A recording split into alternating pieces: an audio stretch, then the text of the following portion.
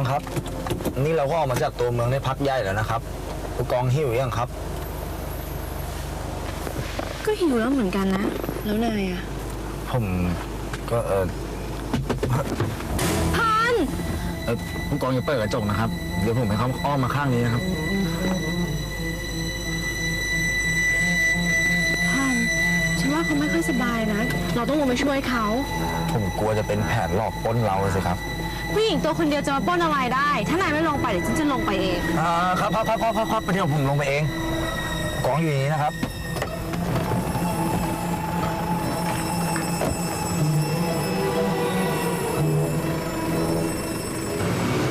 ทำเรื่องนี้ทำไมอีไม่อยู่หรอกไม่อยู่แล้วไปไหนไปประกอบนางงามฮะนางงามอะไรอะทีอะอยู่เรื่องกูไม่ต้องจะมาแยกว่าเตี่ยนะมึงอย่ามีเรื่องอะไรครับไปประกอบนางงามที่บ้านอาคงพังแม่อาคงพังเป็นคงส่งประกอบที่สุพรรณบอกครับเตียเอามาพอดีอ้ำอะไรแม่บอกพันเป็นคนทรงน้ำขับประกวดติจะบ้าเลยแม่พันจะเป็นเมียคำนั้นนี่ใครไปบอกอะไรเองนะเดี๋ยวก็อาลาหวังนี่บอกว่าไปประกอบนางงามที่บ้านคงพังนะนี่เนี่ยฉันเนี่ยเป็นคนสุพรรณรู้หมดทุกสิ่งทุกอย่างประกวดนางงามไม่มีหรอก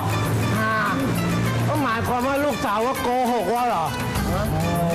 นี่ทุกคนใครนุ้ยว่านะเราไปดูให้เห็นกับตาเลยดีกว่าแค่สุพรรณเองนี่แมนถ้าเป็นใครนะคอยไปเบิ้งกับตาตัวเองนี่แหละคอยซิมย่อมให้ลูกเนี่ยแหกตาสงสัยดีตามใครไปแล้วมั้งไอ้พันไม่อยู่เสียด้วยสินี่แต่เรื่องนี้นะ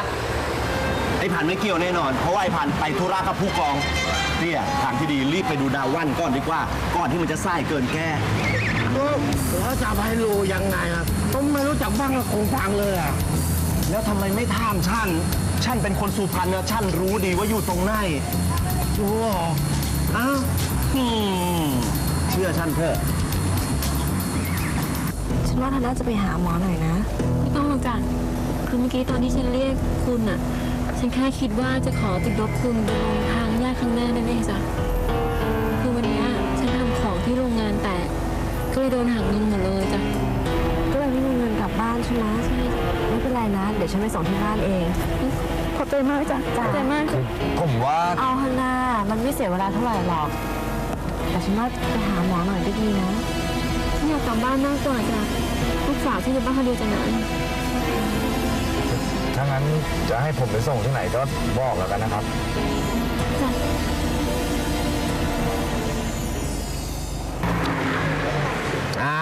เรียบร้อยรับรองไม่ลงแน่นะนี่เตี้ยถ้าลงจริงๆแล้วก็ข้ามคนแถวเนี่ยเขารู้จักหมดบ้านกำนันพูนบ้านกำนันพุงนะกำนันพูนไม่ใช่กำนันพุง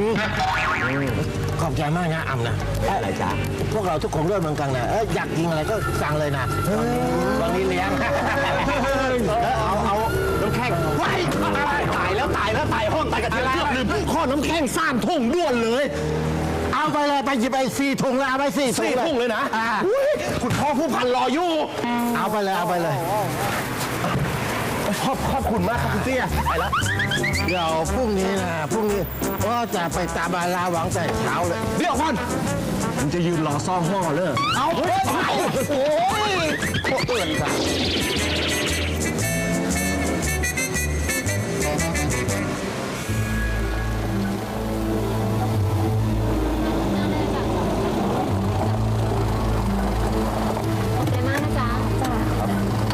เดี๋ยวผมช่วยครับค่อยๆนะครับระวังนะจ๊ะขอบใจจ้าเอาไว้ให้ลูกเธอกินหนมนะขอให้เจริญทั้ง2 คนเลยนะจ๊ะฉันไปแล้วนะจ้า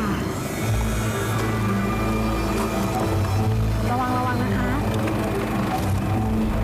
ลูกจ๋าแม่กลับมาแล้วจ้าออกมาแล้ว เฮ้ยอะไรกันวะเนี่ย ไอ้เต้าทำไง เฮ้ยอย่านะเว้ย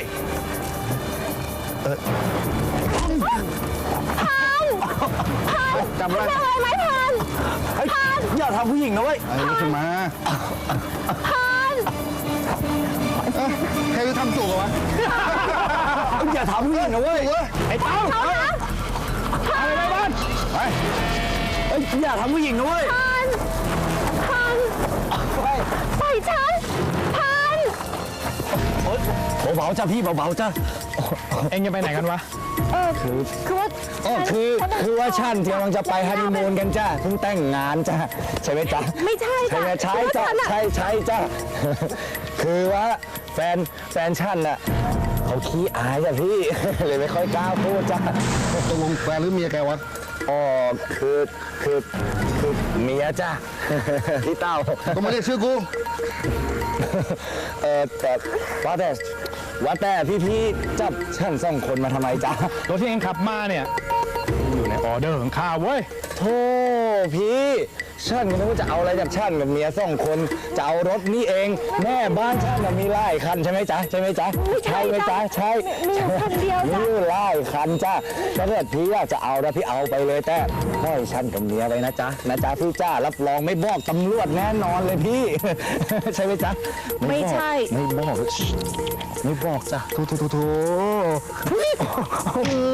เล่นด้วยทำเคิมพี่เต้าปล่อยฉันต้องคนกับเมียไปนะจ๊ะพี่เต้าอย่ามาเรียกชื่อกูพี่เต้าเรียกชื่อกูโอ้พี่นึกว่าสงสารฉันกับเมียเธอเนี่ยพี่รู้ไหมว่าจะแต่งงานกันนะฉันต้องไปง้อพ่อตาเขาแทบตายเลยนะเนี่ย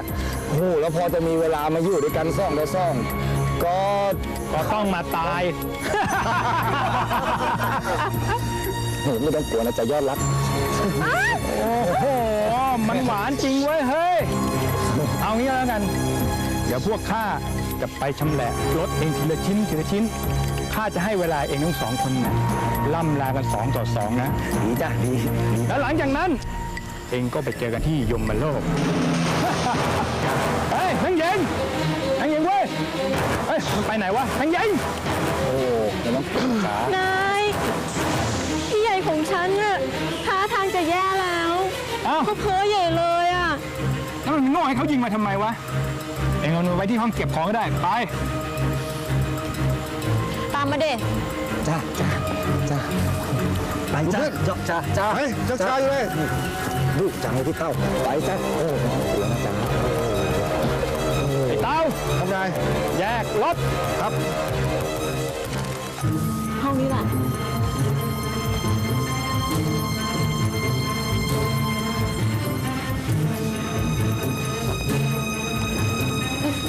เดี๋ยวก่อนแล้วลูกเธอล่ะ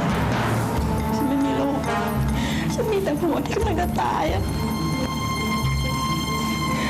ให้ฉันไปดูอาการเขานะฉันเป็นหมอนะจริงเหรอจริงสิฉันไม่โกหกเธอฉันไม่ใช่เธอนี่ฉันจำเป็นเดี๋ยวฉันไปดูอาการสามีเธอให้นะแต่ต้องรอให้มันหลับก่อนนะไอ้หัวหน้ามันอ่ะไม่อยากให้ผัวฉันรอดนะใจเย็นนะ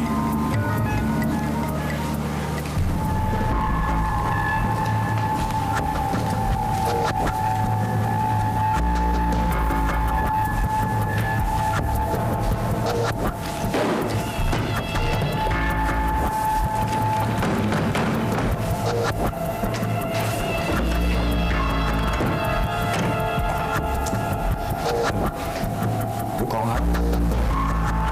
ไม่มีทางออกเลยครับ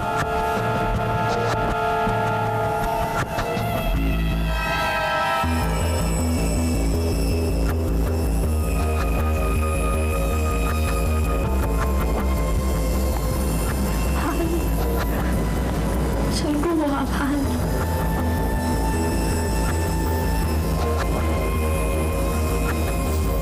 กองไม่ต้องกลัวนะครับ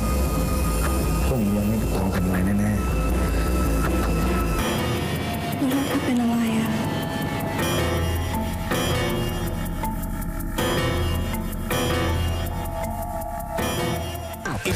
เทรนด์ไอเราน่ะรู้ เป็นแต่เนิ่น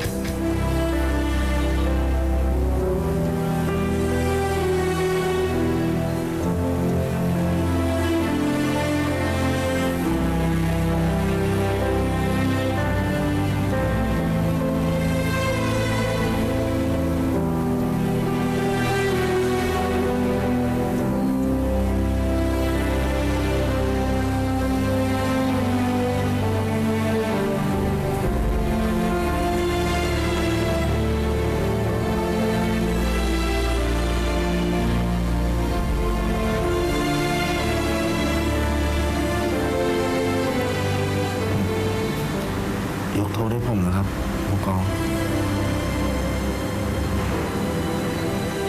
นายเลยเข้าเถอะนายคนมันหลับกันหมดแล้วนะ ฉันเอายาให้มันกิน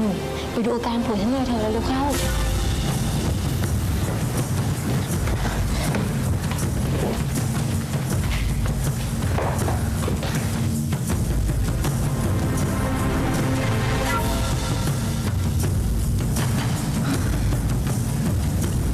แผลติดเชื้อต้องส่งโรงพยาบาลด่วนนะ ส่งโรงหมอ ก็ต้องถูกจับมาสิ เธอต้องเลือกแล้วล่ะว่าจะยอมถูกจับหรือว่าจะให้แฟนเธอตาย ตายฉันกลัวเขาตายอ่ะ ถ้าส่งหมอเขาจะรอดแน่นะ ก็มีเปอร์เซ็นต์รอดมากกว่านี้นะ ถ้าส่งโรงพยาบาลคุณหมอจะได้ผ่าตัดเอากระสุนออกเธอรีบตัดสินใจสิ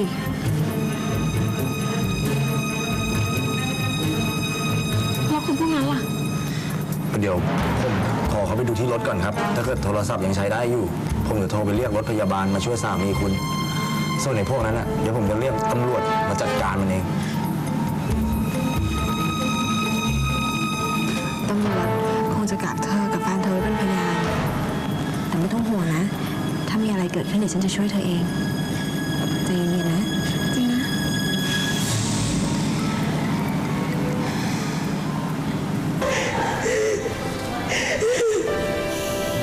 ทำไมนานจัง เขาผ่าตัดอยู่อะจ้ะต้องใช้เวลานิดนึงนะ เดี๋ยวคงจะเรียบร้อยดีแล้วนะจ๊ะใจเย็นๆสิจ๊ะ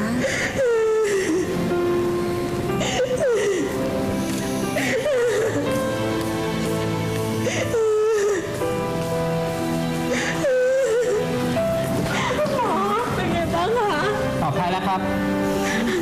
เดี๋ยวครับเดี๋ยว ตอนนี้ยังเยี่ยมไม่ได้นะครับ คงต้องนอนพักอีกหลายวัน ค่ะ ขอบคุณนะคะ ครับ ไม่เป็นไรครับ เขาปลอดภัยแล้วไงนะ นายจะขอบใจนายมากนะ ถ้าไม่ได้นายอ่ะผัวฉันคงตายไปแล้ว ฉันก็ต้องขอบใจเธอเหมือนกันนั่นแหละ ถ้าไม่ได้เธอมาช่วยฉันเอาไว้นะ ฉันกับ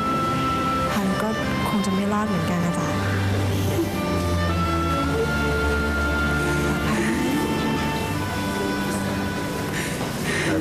พวกนั้นนะครับโดนจับขังคุกหมดเรียบร้อยแล้วครับ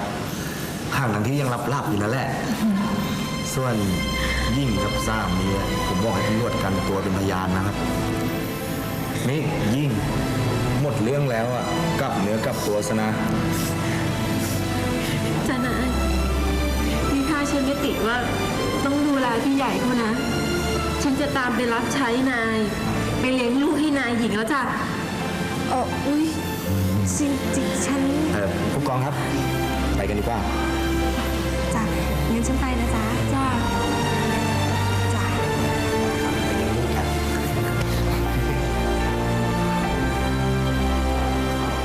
รถเป็นยังไงบ้างอะ อ๋อ มันแค่ทอดวิทยุออกเฉยๆครับ ไม่มีอะไรมาก ผมขับมาไว้ที่หน้าโรงพยาบาลเรียบร้อยแล้วครับผู้กอง นี่ ฉันบอกแล้วฉันไม่ว่าอย่าเรียกฉันว่าผู้กอง เอ้า งั้นผมขอเรียกยอดรัก บ้าเหรอ ไม่มีชื่ออื่นที่เรียกดีกว่านี้แล้วหรอไง ไม่มีแล้วครับ อันเนี้ยดีที่สุดแล้ว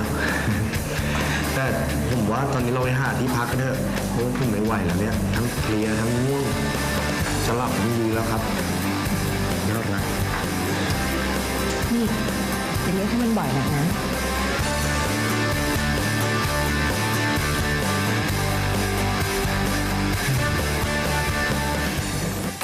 ว่าอย่าบังนี้นะระวังเว้ยระวังไม่มีใครตอบเลยไม่มีคนอยู่เลยหมาสักตัวก็ไม่มีอ่ะฮะเอานี่คนน่ะมีแต่หมาไม่มีแล้วรู้เป็นใครวะฮะแล้วรู้ว่าเป็นใครว่าชื่อสวยนะว่าก็จะมาหากำลังพุงนี่บ้านกำลังพุงหรือเปล่าก็ใช่ก็หลีแล้วอย่างงั้นไอ้ตีหรือไปตามกำลังพุงมาหาว่าหน่อยเรานิดหรือไม่รู้จักกำลังพุงเนอะรู้จักลีเลยนะรู้ด้วยว่ากำลังพุงเนี่ยเป็นพ่อของอาคุงพังอ๋อไอ้หมาพันธุ์นะเหรอรู้สิหมาไอ้หมาเรียกคุงพังว่าหมาได้ยังไงปากเสียปากหมาเอ้าทำไมจะเรียกไม่ได้ก็เรียกไอ้หมาพันธุ์ตลอดยุกเลยมันเนี่ยหยุดทำไมอะไอ้หมาพันธุ์จริงๆอะไม่ยุกอะไอ้หมาพันธุ์โอ้โหต่อยเลยอะมาเลยมาเอาต่อยนี่แหละต่อยอุ้ยต่อย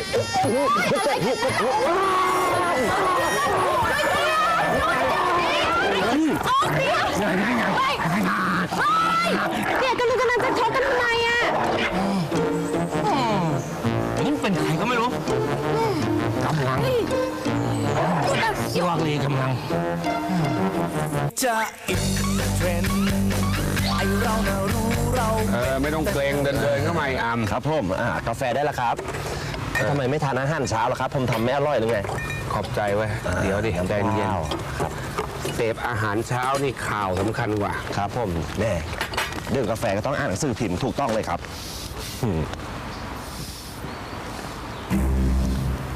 เฮ้ยอะไรเฮ้ยทำไมอะคุณไหว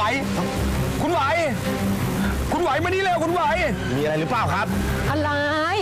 อะไรของคุณ คุณไหวรถเรานี่กทอะไร รถเราเหรอรถที่บ้านเราเดี๋ยวนะสอเสือฮอนคู่ 2007 กรุงเทพมหานคร ครับ แล้วพวกเราขับอ่ะพวกทหารชื่ออะไรที่ขับรถ ก็ชื่อพ่อพันธุ์นะสิ ครับผม ลูกเราอ่ะ ลูกเราก็ชื่อชวีผ่องนะ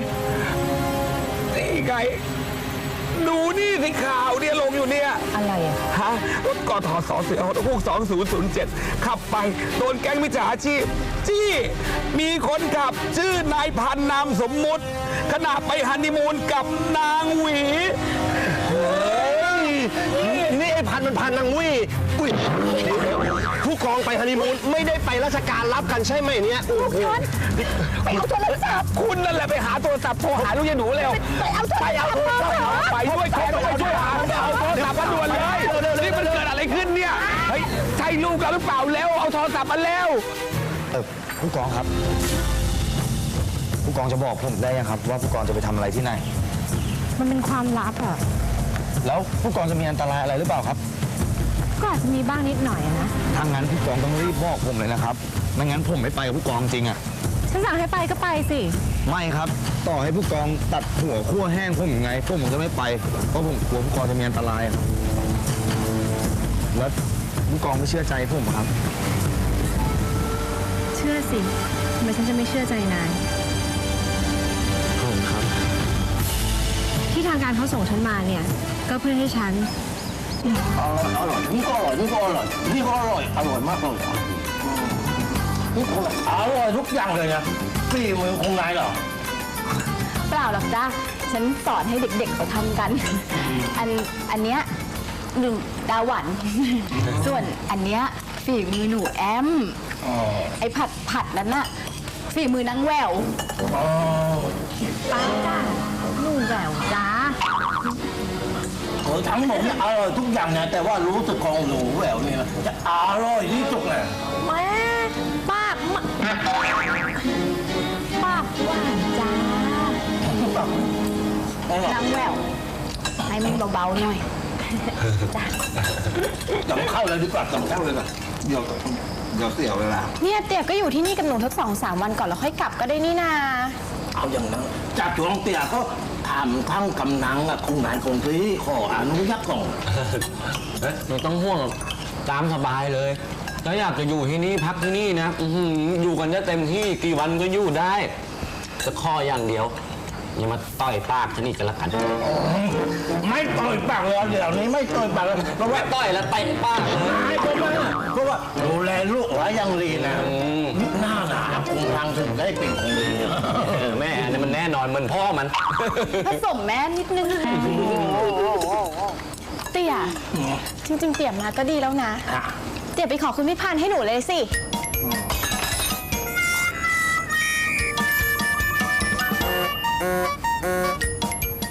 ผู้กองครับ นี่ผู้กองต้องเข้าไปในถ้ำที่นักบินคนนั้นหายตัวเข้าไป เพื่อช่วยเหลือเขาออกมารักษาใช่ไหมครับ ใช่จ้ะ แล้วทำไมเขาถึงไม่ส่งทหารหรือไม่ก็ฉอกอเพื่อที่จะมาช่วยเหลือแทนคุณหมอครับ นักบินคนนั้นเขาไม่ยอมออกมากับใคร ทางหน่วยงานก็เลยต้องประสานงานมาที่โรงพยาบาลไง แล้วเขาจะยอมออกมากับผู้กองครับผม ทุกคนก็หวังว่าจะเป็นอย่างนั้นนะ ผมไม่เข้าใจครับผู้กอง นักบินคนนี้เมื่อก่อนเขาเป็นคนไข้ของฉัน แล้วเขาก็ หลงรักผู้กอง ใครๆก็ว่าอย่างนั้นนะ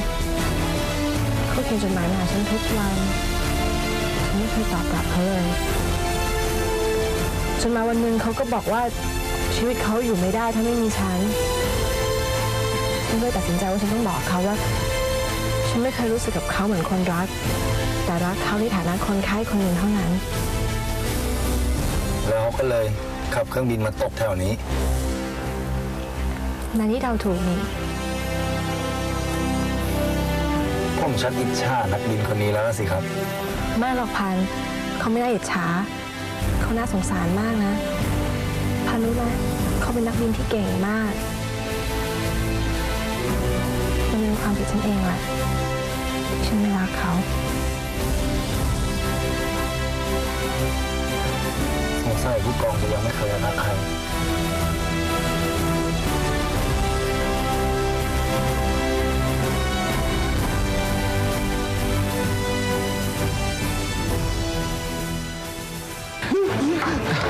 ว่าไงคุณโทรติดไหมโทรติดไหมระวังครับระวังครับ นี่คุณไม่ติดลูกปิดมือถือ ไม่งั้นโทรหาไอ้พันสิ ฉันไม่มีเบอร์ในพานเลยอ่ะ ไอ้อามเบอร์ไอ้พันผมไม่มีเบอร์ไอ้พันเลยครับก็เพราะว่าคุณพ่อผู้พันแล้วไม่คิดจะโทรให้ไอ้พันมัน ผมก็ไม่รู้จะข้อเบอร์มันไว้ทำไมอะครับโอ้ยไอ้อามเอ้ยจะทำยังไงอะครับเนี่ยเอาอย่างนี้เดี๋ยววันนี้ผมลางานไปเลยดีกว่า คุณจะไปตามหาลูกเหรอ ใช่ก่อนอื่นไปหาผอโรงพยาบาลก่อนถามด้วยว่าส่งลูกเราไปไหนไปเถอะไปผมไปเลยไปเลยครับ ไปด้วยคุณ รอด้วยครับ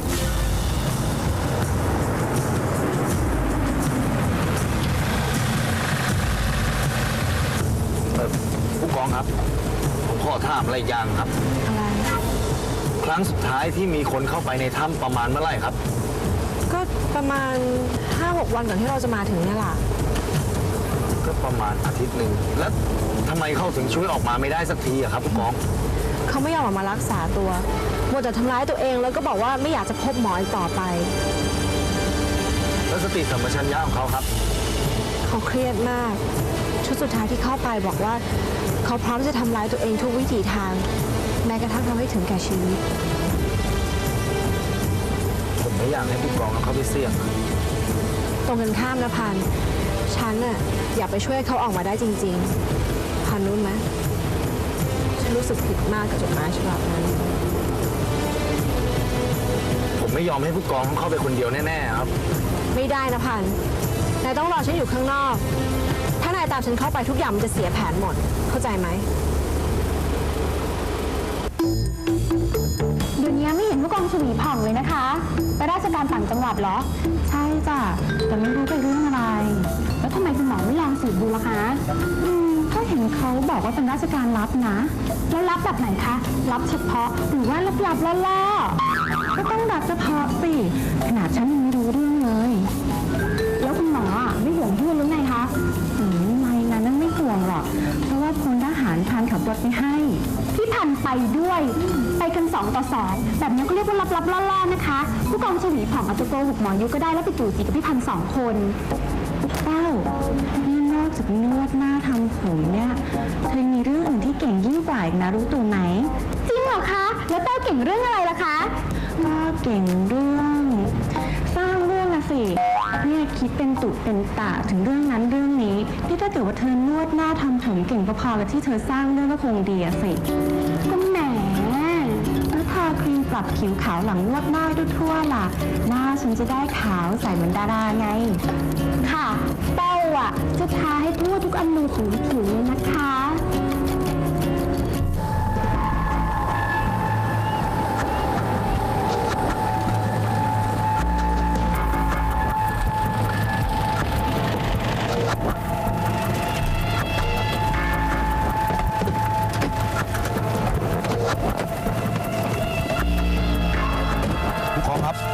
นายรออยู่นี่แหละ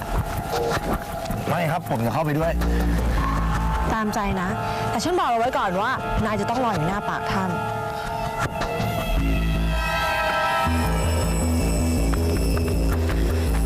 กองระวังครับผู้กองครับเอางี้เดี๋ยวผมขออนุญาตอุ้มผู้กองไปก่อนได้ไหมครับ ไม่ต้อง ฉันเดินเองได้ เอาผู้กองขี่หลังผมไว้ก็ได้ปะ พัน ฉันก็มีขาสองขาเหมือนกับนายนะ ฉันบอกแล้วไงว่าฉันเดินเองได้ ทำไมผู้กองดื้ออย่างเงี้ยครับอย่าแข่งใจไปเลยครับ แค่เดินแค่นี้ผู้กองก็จะแย่อยู่แล้วเดินไปถึงหน้าถ้ำผู้กองต้องเดินเข้าไปอีกผมกลัวว่าผู้กองจะเป็นลมก่อนจะไปเจอพระเอกครับ นี่นายพัน ผมล้อเล่นครับ ไปเถอะจะได้ถึงเร็วๆไปผมขอร้องไปเอากระเป๋ามาครับแล้วผมสะพายให้เอาเดินตรงๆไม่ล่นหรอกครับ1 2 3ปึ๊บ ฉันเดินเองก็ได้ ไม่เป็นไรครับ ไม่กลัวงูเลยดูดิลบจะตาย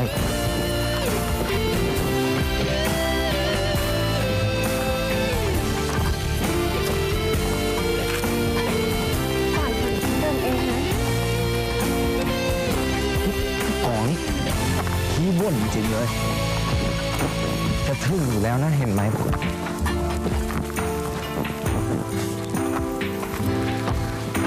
ยกข้าเป็นรอยนะ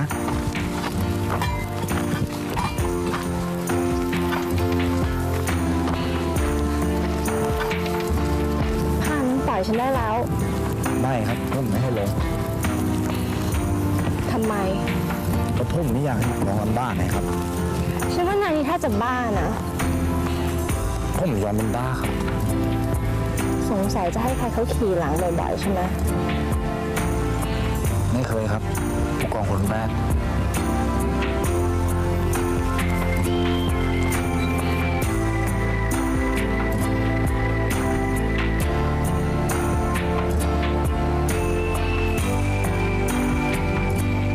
นิจจะอินเทรนด์ไอเราเนรู้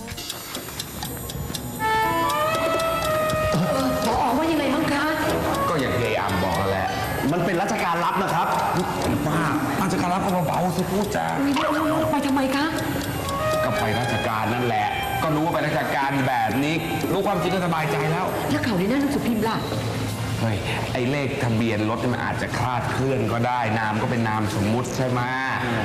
แต่ว่าหรือไม่งั้นอีกทีอาจจะเป็นแผนของผอ.เขาแหละ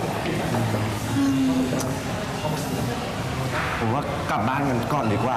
ไม่มีอะไรก็กลับเถอะ ดีจ้ะ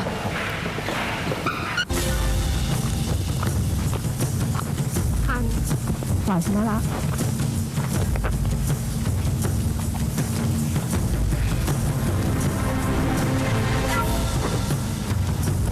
ครับผู้กองผู้กองจะเข้าไปเลยหรือเปล่าครับถ้าหากมีเหตุฉุกเฉินผู้กองวิทยุบอกพวกเราด่วนเลยนะครับค่ะแต่ให้เขาวิทยุหน่อยนี่ครับวิทยุ ขอบคุณค่ะ ทันทีที่ผู้กองพาผู้ฝูงออกมาได้พอจะมารับผู้กองด้านนู้นนะครับ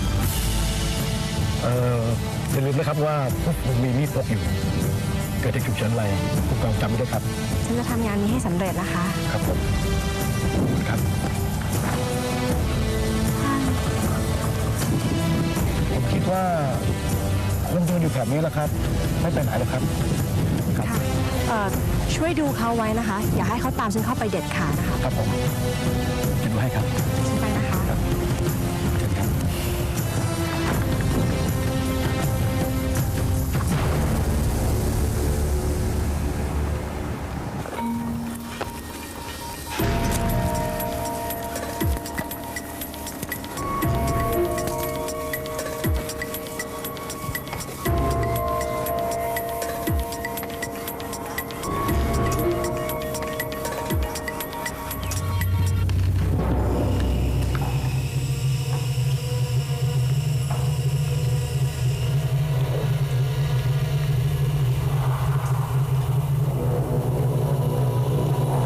ผู้ฝูงคะ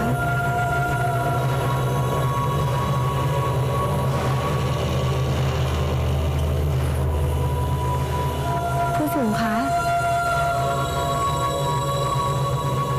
ผู้ฝูงคะ ใครอ่ะ บอกมาสิว่าใคร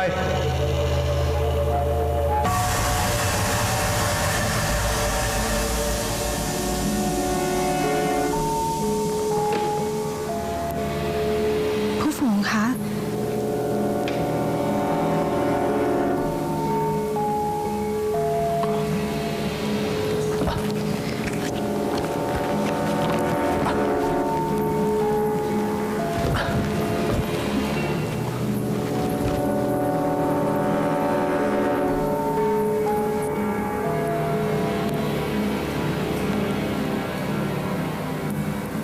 ใช่ผู้ฝูงคนนั้นแน่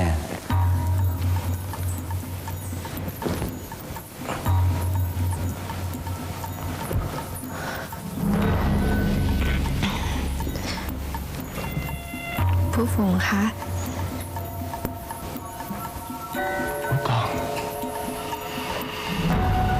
นี่ผมตาฝาดไปหรือเปล่าครับเนี่ย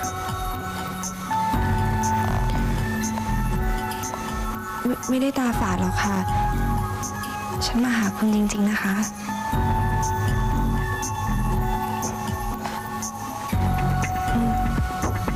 ผู้ฝูงคะ ฉันขอเข้าไปใกล้ๆทำแผลให้ได้ไหมคะ สนใจผมด้วยเหรอครับว่าผมจะเป็นหรือจะตาย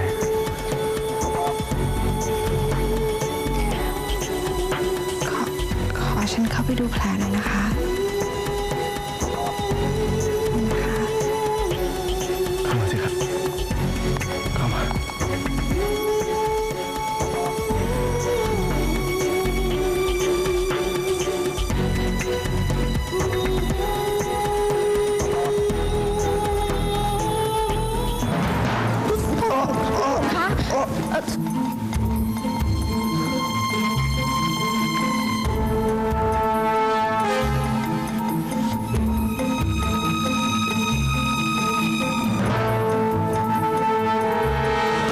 รอวันนี้มานานแล้วครับ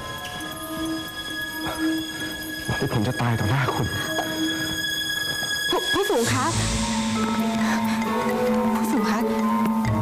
ชีวิตเป็นสิ่งที่มีค่ามากนะคะ อย่าทำอย่างนั้นเลยค่ะ มีค่าสำหรับใครเหรอครับ เกิดมาผมไม่เคยมีใคร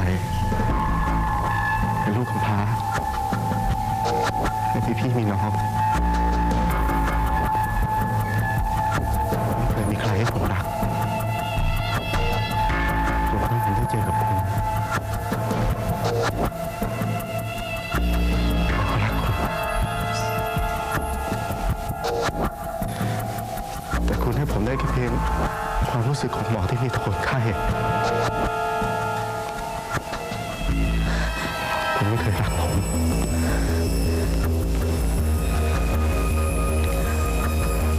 ผู้ฝูงคะ ฉันรักคุณนะคะ มันเป็นความรักที่บริสุทธิ์ระหว่างคนคนหนึ่งที่จะมีกับเพื่อน และที่สำคัญยิ่งกว่านั้นนะคะ ฉันไม่อยากเห็นคุณเจ็บปวดอีกต่อไป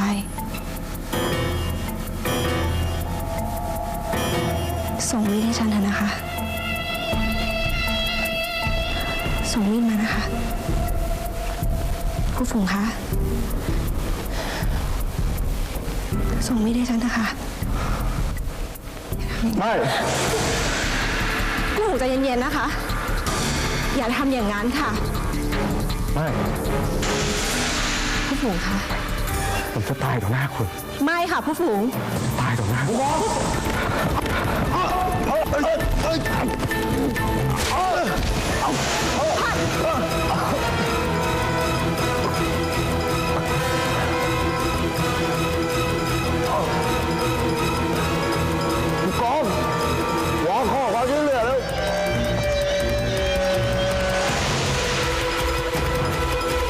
อย่าเป็นอะไรนะพัน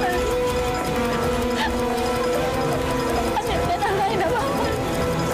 พัน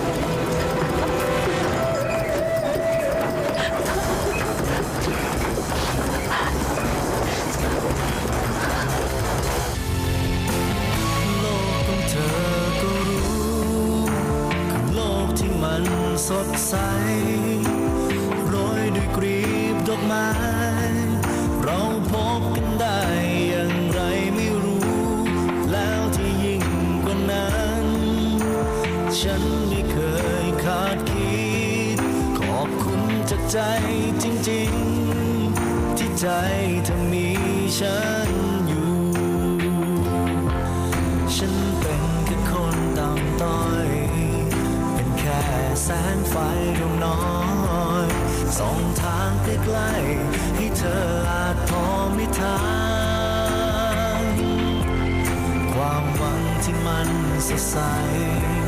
อยู่กับฉันมันคงยืนนานขอบคุณจริงๆทุกอย่างอย่าเอาชีวิตมาทิ้งที่ฉันเลย ฉันเป็นแค่ไฟตะเกียงมีเพียงแค่แสงรำไรอาจดับลงทุกเวลาที่ลมพัดพาผ่านไปเป็นแค่ไฟตะเกียงอย่าเสี่ยงกับฉันออกจากฉันไปทิ้งฉันคนเดียวไว้และกลับไปที่